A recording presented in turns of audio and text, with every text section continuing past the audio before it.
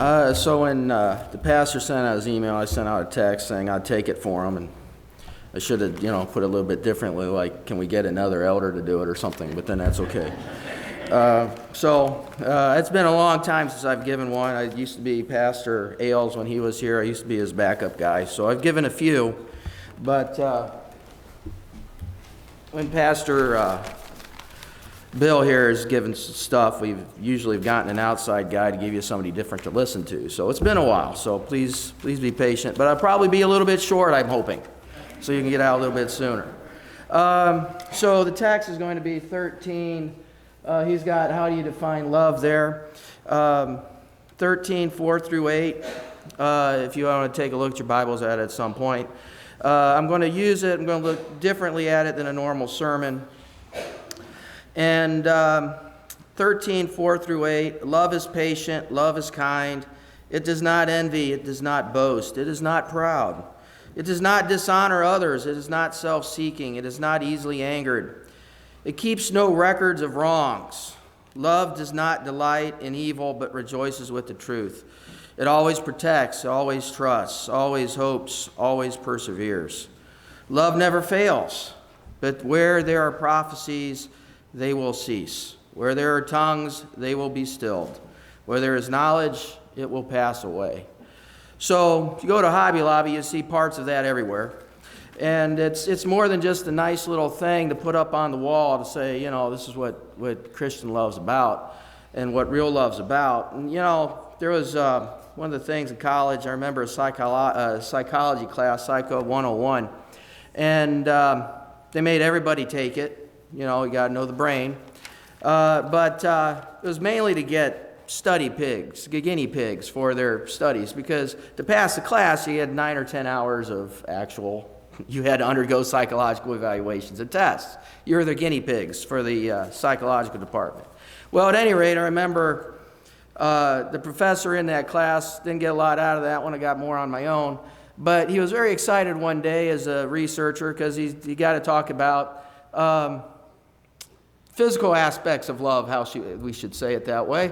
And as they did that man and woman things, he was very excited on that day for some reason.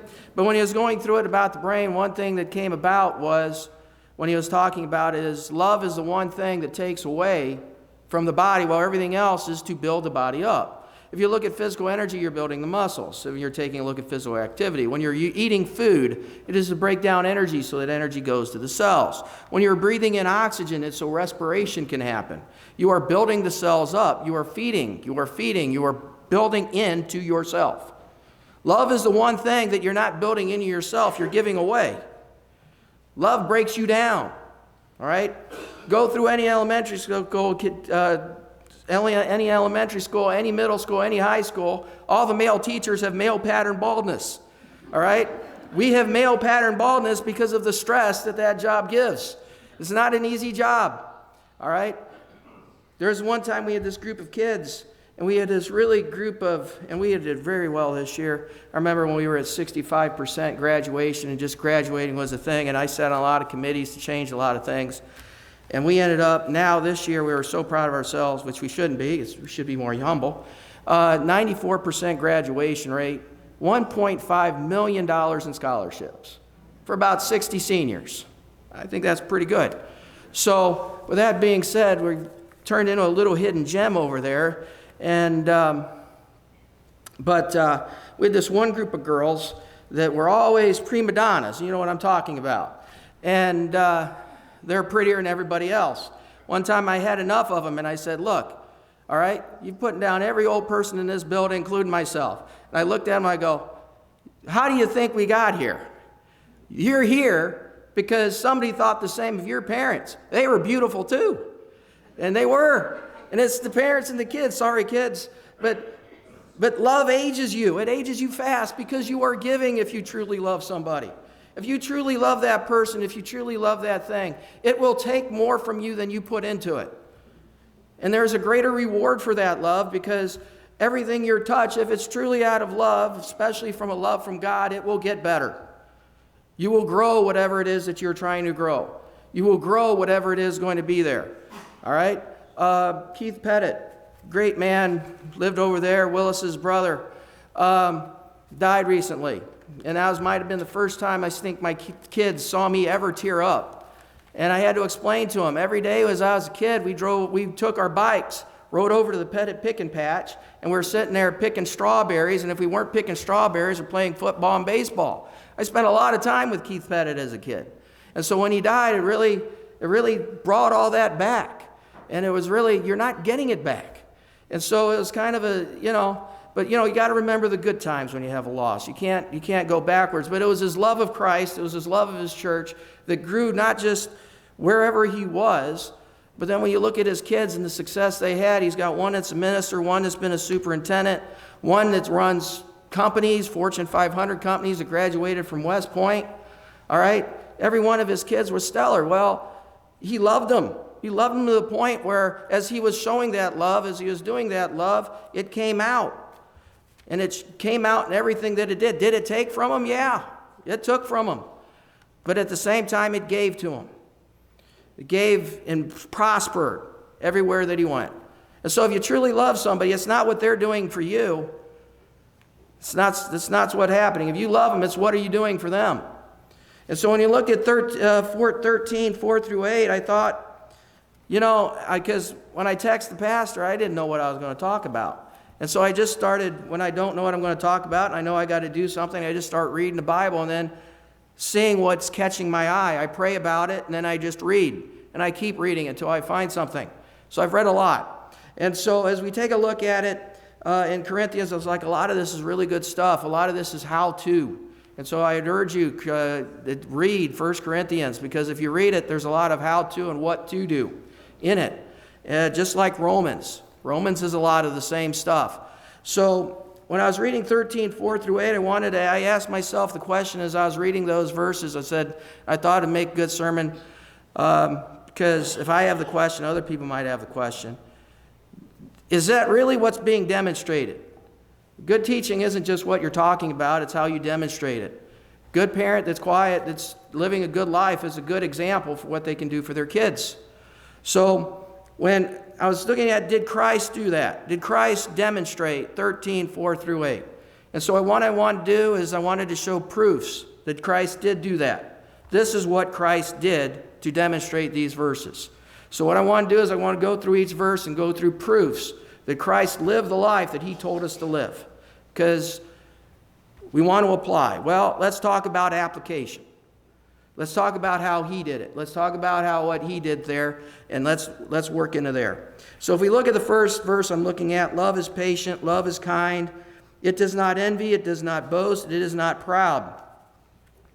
So when we take a look at that, we're talking about patience, we're talking about humility, we're talking about not being jealous, giving of others, things of that nature. And so one thing I found interesting is, does Jesus exhibit patience? And there's lots of examples of it, but I want to go through 3 or 4 here. Matthew 14, you find out that Jesus feeds 5,000 people with 5 loaves of bread and 2 fish. Have you ever sat in line and had 5,000 people in line and tried to feed them and had no food to feed them? That would require patience. But that miracle wasn't enough, because if you look in the next chapter after 14, chapter 15, he feeds 4,000 with 7 loaves of bread and a few small fish. So not only once, but twice he did that. Now, in 15:32, Jesus said, I have compassion for these people. They have been with me for 3 days and have had nothing to eat. I do not want to send them away hungry, or they may collapse on the way. All right? They'd been patient with him. He'd been teaching. He'd been doing what he wanted to do. And so he was patient with them, and he gave them the food and the requirements that he needed. All right? And he wasn't going to leave till he did that. So this is an example of Jesus showing patience. This is an example of Jesus. These people didn't leave. He was also showing a love for them, a compassion for them, feeling for them. And it was a good example of patience right there. Dealing with the disciples, he showed lots of patience. All right? How many times did Peter get rebuked? I mean, if you just want to ask, I didn't even start right down, because you can think about all kinds of examples where Jesus would say something, and then Peter would run to do it, and then something bad would happen to Peter, and then it was a learning moment. So there's a lot of that going on. He was very headstrong. He was very jump into whatever he wanted to do, and sometimes it wasn't a good thing, and it gets pointed out quite a bit. So with that being said, he had a lot of patience with Peter, and Peter was the rock. Now, I'm going to bring that back later, but that's an example of patience. In Matthew 20, the sons of Zebedee, James and John. James and John, the sons of Zebedee, their mom asked them in chapter 20, could her son sit on the left and right-hand side of the throne in the kingdom?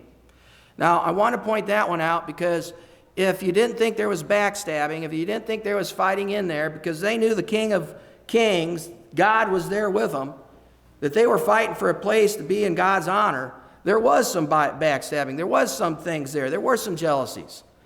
All right? You can't have 12 different personalities and not have conflicts. There's going to be some conflict between somebody. Jesus was patient with all of them. He understood all of them. Here you got James and John, two of the first four, sitting there and they're battling out. Well, can I be on the left? Can I be on the right? What about Moses? What about Isaiah? What about any of the other major prophets that came before them? Because they were with Jesus, they wanted to be at that top spot. There's a lot of jealousy there. And Jesus dealt with it with patience. He taught them, kept teaching them. Said, no, that's not the way. That's for God to decide what's going on. It's not you. And he was very patient with this kind of thing going on. There was a hierarchy throughout. We can't, it's human nature. So with that being said, he showed patience there. He loved them no matter what they did. 3. We know who betrayed Jesus. We know that it was Judas. But then when I was going through this morning and seeing if I could do something, I wanted to back that up. Acts 1:20. Acts 1:20, for Peter said, it is written in the book of Psalms, may his place be deserted. Let there be no one to dwell in it, and may another take his place of leadership. Peter wrote that. That's obviously a message to say that this is a fulfillment of Scripture. Problem with that is if you ever hear about Peter, the book of Mark, as the pastor pointed out, and I didn't realize it till then, is that if you do some research, most scholars think that Mark wrote it down for Peter, that he was translating for Peter, because Peter didn't write well. Peter didn't read well. He was a good action person. He was a fisherman. There were guys who did write well. For a lot of these proofs, I'm looking at Matthew. All right, Matthew was a tax collector. He was very good with numbers, very good with statistics. He could take stuff and do things with numbers, and so he would catalog everything that they were doing. All right, when you look at Luke, and you look at the history of Luke, Luke was a doctor. He was a prominent type of doctor. He was a scientist kind of guy. We'd consider him a scientist now. He was sitting there and analyzing, finding details and data. And he was sitting there and he was very accurate for what he was doing. I mean, John, very different personality. I mean, when you start off the book of John the way he did with those kind of thoughts, he was very deep in terms of his thinking. But Peter was a fisherman. He was the common guy. He was the guy that made things happen, the workhorse kind of guy. And so being that kind of guy, he's not sitting there at that time reading and writing very well. So with that being said, somebody had to teach him that. Jesus taught him that. So Jesus knew this well in advance. He knew this as it was going on. And he didn't single Judas out to the Last Supper. And then they were shocked when Judas left, walked out. Well, Jesus never acted that way. He knew his betrayer was there. And he loved him anyway. He loved him all the way through. He knew who was going to put him on the cross and find out where he was going to go. And he still loved him like everybody else would love him. That's how much he loves us. He knows who's going to do what. He knows what's going to happen. And he still loves us. It's kind of a crazy thought. Your guy who's going to betray you, the guy that's going to stab you in the back, and you're loving him like a brother, that's crazy. But that's backing this up. That's backing this passage up. That's him showing that what Paul's writing about here is actually what Jesus did. All right. Then I added Thomas. Thomas, the doubter, he had to be shown. And what did he say? He said, blessed are the people that don't have to see. Which is good kudos for us, because we're the good people that don't have to see, that haven't seen. We're blessed. We're blessed because we believe and haven't seen. Thomas had to be seen. So that's good news. But he had to deal with Thomas. Again, personalities. And he dealt with them. And he dealt with them well. He liked them. He laughed with them. He enjoyed them. Somebody without patience doesn't do that. Love doesn't envy, boast, and is not proud. So to me, the opposition of pride is humility. What are some examples of Jesus being humble? Number one, in John 13, Jesus washes the disciples' feet. You got to remember, they're wearing sandals. All right? They're walking along rock paths and dusty sand. Your feet are nasty. That's the dirtiest job you can possibly do, is wash your feet. And he's washing people's feet. He's the Son of God. If there's anybody who shouldn't be washing people's feet, it's the Son of God. And he does. And he's doing it as a point. Because if you love, if you have leadership, if you're doing those things, you are serving. It's not about you. It is about you passing it on. And so, as he's doing that, it's not about Jesus. Jesus is teaching a lesson that leaders have to serve. Leaders are not there for themselves. Leaders are there for others. And we should keep that in mind. After Jesus had been taken by the authorities to the Sanhedrin, Matthew 26, at the Sanhedrin, after he was captured, Jesus was given a farce of a trial. They ripped his clothes, they called him a blasphemer, they spit in his face, and they either punched and slapped him in the head. And he just took it. He just took it. All right? These people were trying to kill him. And he took it. He showed patience. He showed kindness. He showed everything that he's saying about here. He is not being boastful. He's being humble. All right? The soldiers, Matthew 27. Soldiers stripped him down some more. I'm paraphrasing. That's not the actual verse. But they stripped him down. They put a scarlet robe on him. They put a crown of thorns on him. They gave him a scepter, mocked him, spit on him, flogged him. Then he had to carry his own cross until he couldn't do it, and then somebody had to help him. Then, of course, that cross he was carrying is the one they were going to put him on. Again, to point this out, why is this showing how humble he is? This is the Son of God. He's the creator of the universe. All right? To get to the next closest star system, it'll take over 90 years at the speed of light. Over 90 years. When you think Star Trek, you think speed of light and warp speed, and they get from place to place real quick. That doesn't happen. Nothing is that quick. All right? You're talking, is it times 10 to the meters to the second there? Bristol, would you know? Luke? Is it 3 times 10 to the 8th to the meters to the second? Or is it to the minute? Can't remember. I think it was the second. Yeah, meters per second. Thank you. I had to double check my numbers. I know you're good with that stuff. So 3.7 meters per second times 10 to the 6th, I believe, meters per second to the next closest star system. So you have to be traveling at that speed per second for 90 plus years to get to the next star system. Your body is over 30 billion cells. You have 100 billion bacteria living in your intestines alone. You've got about 300 types of bacteria living in your sweat glands. It creates different types of sweat. And if you have the right combination, mosquitoes love you. And if you have the wrong type of composition of it, mosquitoes hate you. I never use off. I've never had to since I reached maturity, because mosquitoes hate my smell. It is awful. They love my wife's smell. So there can be no mosquitoes, and she can be bit by mosquitoes. Okay? He created all this. There are so many little things. When my throat goes out, and I got to worry when I got sinus things like that, because most of you know my throat can collapse at any time, and I can choke to death. Well, with that being said, I've learned to do some things to keep that from happening, obviously. But the reality is it's a few cells out of 30 trillion that have gone wrong. All right, I've lived a healthy life. I've got a body of a 30-some-year-old, except for my throat, which is about the same as a 90-year-old. That few cells in the stomach that pull that throat closed, well, that's a few cells that can screw the whole thing up. When somebody has a heart attack, what's happening is they got a few fat cells in the wrong area. It's clogging the vein, and all of a sudden, whammo, bammo, they can't get blood to wherever they need to go. It's a few cells in the body that screw you up. And yet there are 7 billion of us on the planet. And it's growing. The experts say you're going to get to about 11.5 billion by 2068, and then the numbers are going to fall down, and then you're going to be probably going to stay about the same after that.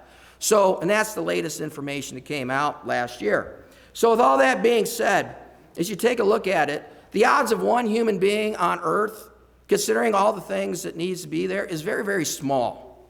The odds of us being here in the universe and having things like, for example, the ozone layer that we're all saying we want to protect, that ozone layer is 1/8 of an inch thick.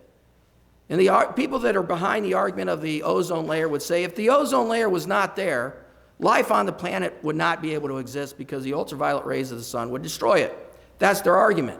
And then, of course, now we have life. It would create more skin cancer and more problems that way, and all kinds of other problems for organisms. However, with all that being said, because I've read whole books on that, you won't believe all the stuff I've read. Now, so, with that being said, all that being said, that's 1/8 of an inch thick. So the life and death on this planet is 1/8 of an inch. You got 700, you got all these cells, you got all these organisms. They found out last year you have 47,000 different types of viruses, not viruses, 47,000 different viruses in your body. Most of them are not eating you. Most of them are eating bacteria that live in you. The few that eat you and know you know who they are because you know what those diseases are. The rest of them are harmless to you. So one group of researchers is actually trying to create vaccine medicines because medicines don't work so well anymore. So they're trying to create different forms of viruses that kill bacteria in your body. They would inject your body with viruses as a form of medicine. And they're doing it in England, and apparently it's working. Because most viruses have no idea don't care about you and running in your body and doing what they're doing. So why am I pointing that out? Because if somebody can create all that, and he's sitting there taking what Jesus is taking, if that's not a sign of humility, what is? He created all of it. When we say he's the creator of everything, we look at what we see, and you have to understand your vision is not that good. Roy G. Biv is a spectrum. There's stuff before Roy, all right? There's stuff after Roy.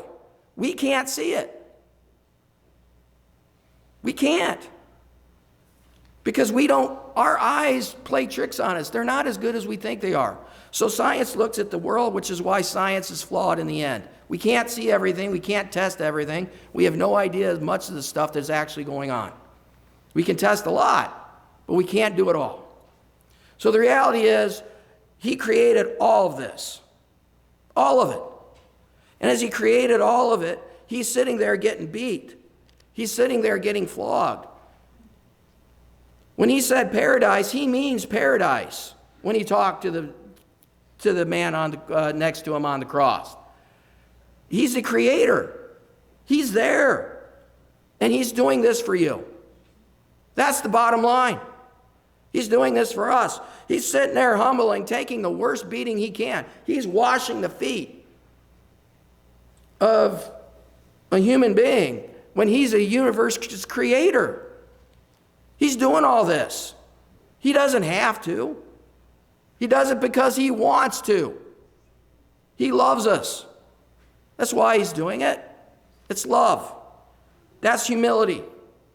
That's an ultimate example of humility. He doesn't have to have any of it. He's got the house on the hill. He doesn't need what he's getting here. He does it for us because he loves us. I know it's a hard concept when you start to think of the big picture. And I can't tell you why everything happens the way it does. But I can tell you that that's humility and that's love. All right. So 4:5, it does not dishonor others. It is not self-seeking. It is not easily angered.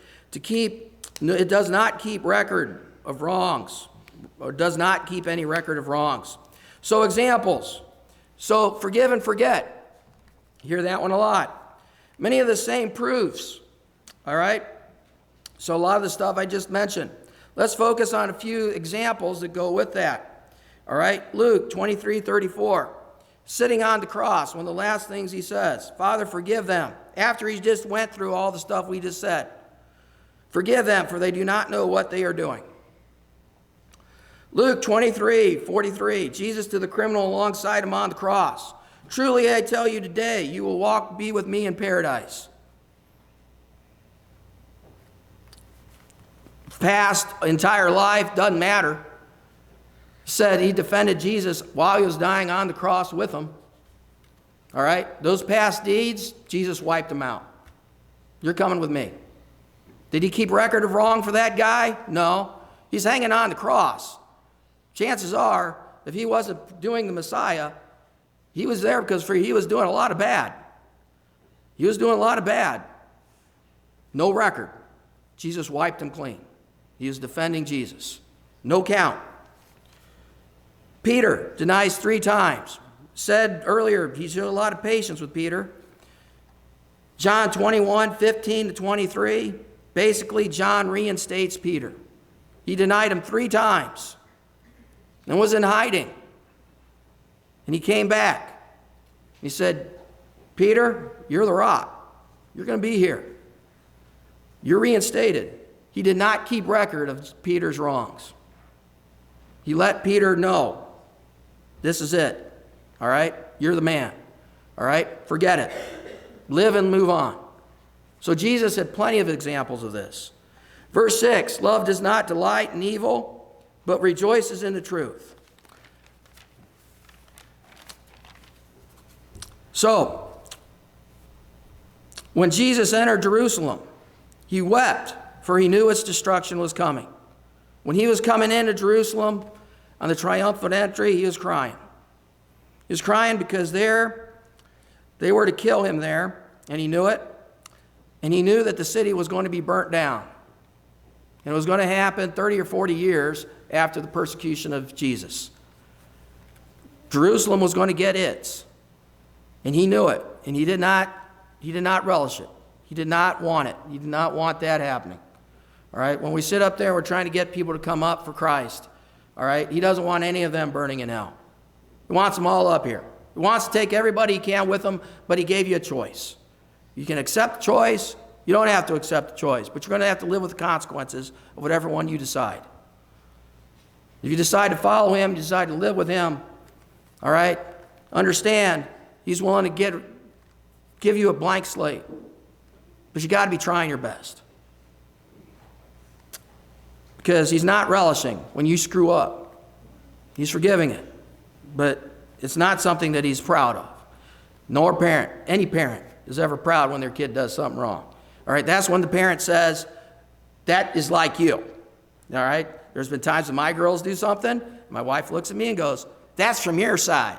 And there are times when there are certain things that go on, and I go, that's from your side. And so it happens. And it happens more than I'd like it to happen. But parents don't love that. They want their kids to succeed in every way they can. And so, that being said, they may not always have the best way of telling them, but it does happen. He didn't want Jerusalem to burn down. He wanted them to repent of all their sins. He wanted them to be in a good shape. He wanted them to be around without any problems. He was not going to relish the fact that they were going to do what they were going to do to him, even though he knew it was coming. All right, 7 and 8. It always protects, always trusts, always hopes, always perseveres. Love never fails, but what they are, where they are, prophecies, they will cease. There are tongues, they will be still. Where there is knowledge, it will pass away. My Jesus example of that is going to be real simple as I finish it up. And that is he conquered the grave. Now, his time on earth somewhere around 3 years. So as he conquered the grave, he came back to finish the teaching to his disciples. But it's basically about 3 years worth of teaching, maybe a little bit more, maybe a little bit less. But it's about 3 years. And in Matthew 28, 18 to 20, when he was getting ready to ascend, you've all probably heard this if you've been at any Bible school before. Jesus said, "All authority in heaven and on earth has been given to me. Therefore, go and make disciples of all nations, baptizing them in the name of the Father and of the Son and of the Holy Spirit, and teach them to obey everything I have commanded you. And surely I am with you." Now here's the part I want you to focus on why it comes to this verse. "To the very end of the age." When he sat there and he was humble and he was taking the beating and he didn't say a word from the Sanhedrin. When he was humble and he was taking the beating from the Roman guards, who I'm sure are a lot tougher than the Sanhedrin, afterwards. And he sat there and he took the beating and he kept his mouth shut. When they were sitting there mocking him by his own people, the Hebrews, walking around him on the cross, telling him all kinds of bad things, mocking him, he just took it. It was a short-term thing, because long-term we know what happens. He knew what was going to happen. All right? When at the end of the 40 days that Satan was sitting there talking to him, trying to convince him to take the world as it is right now, he didn't even blink. No, get away from me. Why? Because he knew the long-term outcome and what was going to happen. He didn't know what long-term what was going to be. This is till the end of the age. Till all time and reason is gone. And you don't think time and knowledge disappears or changes or is the same. If I asked how many people on a truck can fix and run a 19 Model A, 1920, 1930, and you find out it is a double clutch, there's probably a couple people in here who could work a double clutch. 30 years ago, 40 years ago, you could go to a mechanic, turn on a car engine, and that car mechanic more than likely can tell you what's wrong with that car just by listening to it. Today, you got to hook it up to a computer. All right? If you were talking about how you get a mule and how to take care of a mule and how you hook that mule up when you had to plow your fields in the 18 and 1700s, most of us today couldn't do it with that equipment. We don't know. That knowledge has changed. They survived. They passed their knowledge on. It gets forgotten to what you need. Your brain is designed for that. You keep what your brain needs, and it just gets rid of everything else. That's why you need to stay in your Bible consistently. Because what your brain does as a folder system, what's important gets prioritized and you remember it. What isn't prioritized, it throws it out. Your brain is designed to do that. All the studies say that. So it's important, to teach your kids. It's important to teach them and pass down from parent to parent, from person to person, as elder to whoever, the importance of what is going on. It's all important. It's very important. It's important to stay grounded on the truth of what a lot of this stuff is, because a lot of people aren't concerned about truth. They're concerned about their point of view. And you have to be aware of that. The other thing to be aware of when you take a look at these situations is that when he says for the end of the age, love goes for eternity. Eternity, it goes on forever. What's more loving than, if you want to buy the logical conclusion, what's more loving than dying on the cross, being a sacrifice for everybody, so that everybody can have eternal life and they're clean and all their slate is wiped free in the eyes of God? That's eternity. That's verse 8. When they say that bottom part, which is not the same as we love the love never fails part, but we don't like the rest of it because you never see that on the little thing in Hobby Lobby. All right? Where it says, but where there are prophecies, they will cease. Where there are tongues, they will be stilled. Where there is knowledge, it will pass away. That stuff's never put on there. Because love is forever. Love is for good. Love's from God. I think that's pretty simple. Doesn't sound simple. Probably isn't simple. It's probably not the best way to end something up. But that's what's happening.